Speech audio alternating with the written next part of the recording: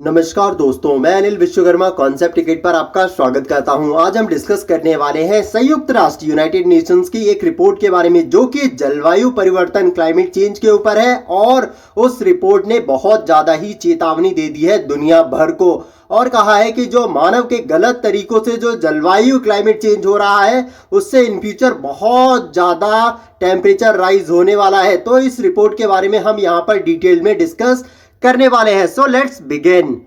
United Nations का जो inter governmental panel है ऑन क्लाइमेट चेंज आईपीसीसी, उसने जिसमें 195 मेंबर देश हैं दुनिया भर के और उसमें हमारा प्यारा भारत भी है, उसने आईपीसीसी ने अपनी 6वीं एनुअल रिपोर्ट सबमिट कर दी है। 6वीं असेसमेंट रिपोर्ट जारी कर दी है जिसमें उन्होंने लैंडमार्क स्टडी करी है और कहा है कि दुनिया भर में जो एक्सट्रीम हीट वेव्स आ रही है, जो लू चल रही है और जो सूखे आ रहे हैं, बाढ़ आ रही है, उसके लिए भी उन्होंने चेतावनी दी है कि ये तो बहुत कम है, इन फ्यूचर ये बहुत ज़्यादा बढ़ने वाला है अगर हम ऐसे ही ग्लोबल वार्मिंग को बढ़ाते रह गए।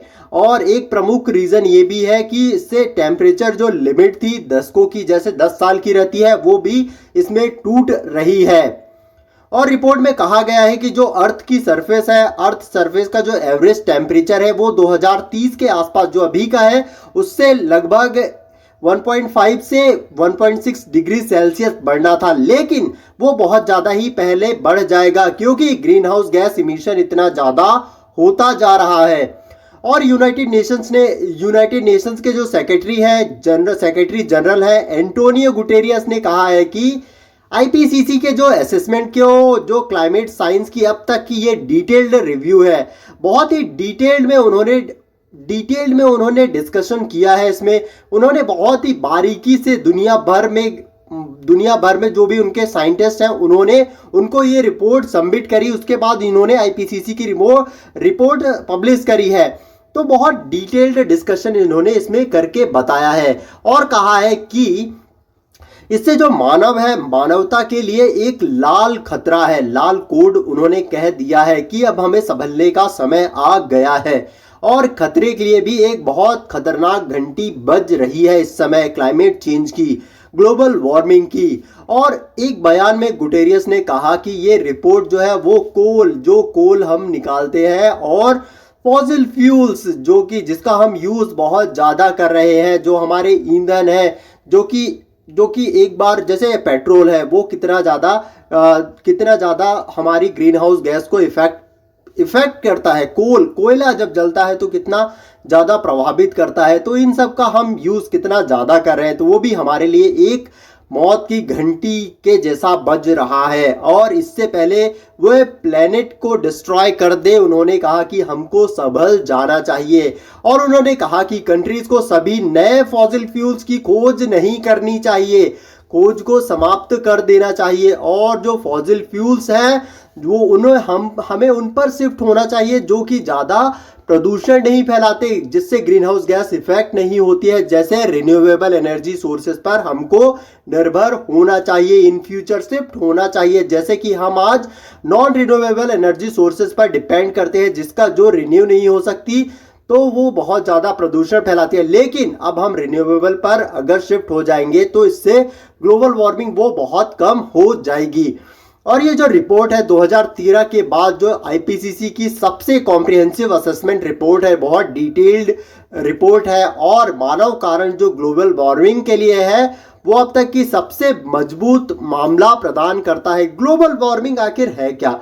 तो ग्लोबल वार्मिंग एक तरीके से ग्लोबल वार्मिंग गैसें होती हैं जिनमें कौन कौन सी गैस हो सकती है? एक वाटर वेपर्स हो सकता है, जलवाष्प हो सकता है, कार्बन डाइऑक्साइड हो सकती है, मीथेन हो सकता है, नाइट्रस ऑक्साइड होती है, ओजोन, और जो कुछ हमारे द्वारा बनाई जाती है ह्यूमंस के द्वारा, जैसे क्लोरोफ्लोरोकार्बन हो जाती है। तो ये क्या होती है? अवशोषित होती है और ऊर्जा, वातावरण और पृथ्वी की सतह को बहुत ज़्यादा ही गर्म कर देती है। तो ग्लोबल वार्मिंग बेसिकली यही करता है कि टेम्परेचर को राइज करेगा, बढ़ा देगा, जिससे इंसानों का रहना पृथ्वी पर बहुत ज़्यादा ही दूभर हो जाएगा, मुश्किल हो जाएगा।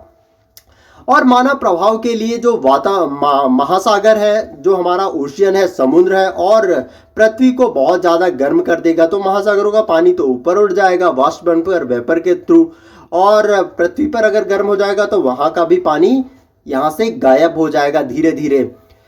और इसकी जो रिलीज होगी नेक्स्ट, मतलब जो यहाँ पर इन सब मामलों को वहाँ पर देखा जाएगा, कहाँ पर, जो ग्लासगो में होने वाला है क्लाइमेट समिट, जो कि नवंबर में होगा, और ये जिसका नाम दिया गया है COP26 के रूप में ये जाना जाएगा।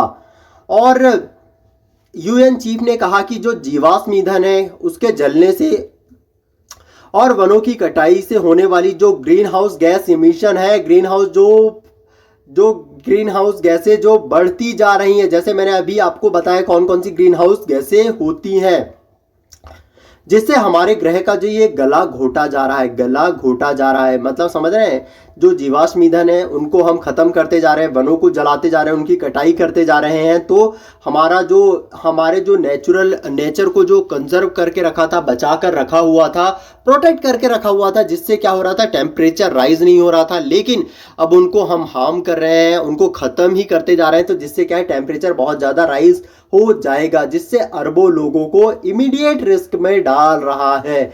और जो वर्ल्ड लीडर्स की, जो मैंने कहा कि वर्ल्ड लीडर्स की जो नवंबर में COP26 क्लाइमेट समिट होनी है, सुनिश्चित किया गया है। तो यूएन के द्वारा उन्होंने बुलाया है सभी देशों के वर्ल्ड लीडर्स को, उन्होंने इस समिट COP26 क्लाइमेट समिट के लिए आह्वान किया है ग्लासगो में। और जिससे क्या होने वाला है, ग्लोबल हीटिंग से पहले ही निपटने वाले जो देश हैं, ग्लोबल हीटिंग मतलब बहुत ज़्यादा गर्मी हो रही है जहां पर दुनिया भर में ही हो रही है, क्योंकि ग्लोबली है ये, तो जिससे निपटने वाले देशों को इमिशन का कट करना पड़ेगा, कार्बन का जो उत्सर्जन है उसको कम करना पड़ेगा, और इससे मतलब इसको ना बढ़ाते हुए, कार्बन उत्सर्जन को ना बढ़ाते हुए भी अपने फाइनेंस की वृद्धि करनी होगी, अपने फाइनेंशियल गोल्स को इंप्रूव करना होगा थ्रू रिन्यूएबल एनर्जी सोर्सेज। और उन्होंने कहा कि यह रिपोर्ट यह क्लियर करती है कि देरी के लिए बिल्कुल भी समय नहीं है और आप एक्सक्यूज भी नहीं दे सकते हैं। और इंडिया ने जो 6th असेसमेंट रिपोर्ट थी क्लाइमेट चेंज 2021 में आई थी इसी साल, वो उसमें जो द फिजिकल साइंस था, उसमें inter governmental panel on climate change IPCC का जो वर्किंग ग्रुप था, एक ने जो कंट्रीब्यूशन है भारत का, उसका स्वागत किया है। उन्होंने कहा कि भारत ने बहुत बढ़िया कदम उठाए हैं क्लाइमेट चेंज से निपटने के लिए। और IPCC की जो असेसमेंट रिपोर्ट जारी की थी, उस रिपोर्ट के दौरान कई इंडियन साइंटिस्ट ने भी योगदान दिया है। जैसे मैंने बताया था, दुनिया भर के ही साइंटिस्ट ने इसमें पार्ट लिया हुआ था। और ये जो इन्वायरमेंट मिनिस्टर है हमारे, कौन है, भूपेंद्र यादव ने ट्वीट में कहा था कि ये एक सीरीज, ट्वीट के सीरीज में कहा था कि जो रिपोर्ट है उसके डेवलप्ड कंट्रीज के लिए उनको इमीडिएट डीप इमिशन कट करना चाहिए। मतलब जो डेवलप्ड कंट्री है उनको तो उनके पास इतनी पावर होती है कि वो अगर इमिशंस को कट कर देंगे, मतलब कार्बन का उत्सर्जन अगर नहीं भी करेंगे तो भी उनका देश बहुत बढ़िया से चल जाएगा, उनकी इकोनॉमी में ज़्यादा फर्क नहीं पड़ेगा। लेकिन जो डेवलपिंग कंट्रीज है और उससे भी कम है, उनके लिए ये अभी ज़रूरी हो जाता है, क्योंकि उनके पास कोई अदर ऑप्शंस नहीं है, रिन्यूएबल एनर्जी सोर्सेज नहीं है अभी उनके पास ज़्यादा। उन्होंने रिन्यूएबल एनर्जी सोर्सेज को इतना डेवलप नहीं किया है, दुनिया भर में भी अभी नहीं हुआ है। तो अभी वो नॉन रिन्यूएबल पर अभी वो डिपेंड कर सकते हैं, लेकिन कुछ समय के लिए, ज़्यादा समय के लिए नहीं। और उसके लिए एक आह्वान भी किया है। उन्होंने कहा कि प्राइम मिनिस्टर जो नरेंद्र मोदी है हमारे, वो एक विजनरी लीडर है हमारे, वो फ्यूचर को देख सकते हैं। और भारत ने क्लाइमेट चेंज की ग्लोबल प्रॉब्लम से निपटने के लिए बहुत सारे स्टेप्स, कदम उठाए हैं, जिससे भारत की जो इकोनॉमिक ग्रोथ है उसको भी वो रोकने नहीं वाले हैं और अपने इमिशंस को वो कम करने की राह पर भी है। भारत ने नोट किया है, बेसिकली भारत ने ये ऑब्जर्व किया है कि जो क्लाइमेट चेंज हो रहा है वो साउथ एशियन मानसून को प्रभावित कर रहा है। भारत हमारा एशिया में आता है और एशिया में भी साउथ एशिया में हमारा भारत एग्जिस्ट करता है। तो वहाँ पर ये जो क्लाइमेट चेंज हो रहा है ये साउथ एशिया के मानसून को बहुत प्रभावित कर रहा है, जिससे कभी ज़्यादा बारिश हो जा रही है। प्रोजेक्टेड जो हमारा सिनेरियो रहता है हमेशा मानसून का, वो नहीं रह रहा है, जिससे क्या हो रही है, कभी तेज बारिश होने की उम्मीद हो जाती जाती है तो कभी यह भी हमने नोट किया है कि कभी टेम्परेचर बहुत ज़्यादा हो जाता है तो कभी बहुत ज़्यादा लू हो जाती है, कहीं हैवी रेनफॉल हो जाता है। तो इन सब की घटनाएं बहुत ज़्यादा इस समय बढ़ गई हैं, लेकिन इसकी फ्रिक्वेंसी और इंटेंसिटी इन फ्यूचर बहुत ज़्यादा बढ़ जाएगी, तो बहुत ज़्यादा प्रॉब्लम्स होने वाली है इन फ्यूचर। तो रिपोर्ट में यह कहा गया है कि जो ग्रीन हाउस गैस है, ग्रीन हाउस गैस जो वार्मिंग का आकलन करता है और एरोसोल कूलिंग द्वारा लगभग 30% तक पार्शियली रूप से ऑफसेट करने के लिए किया जा सकता है।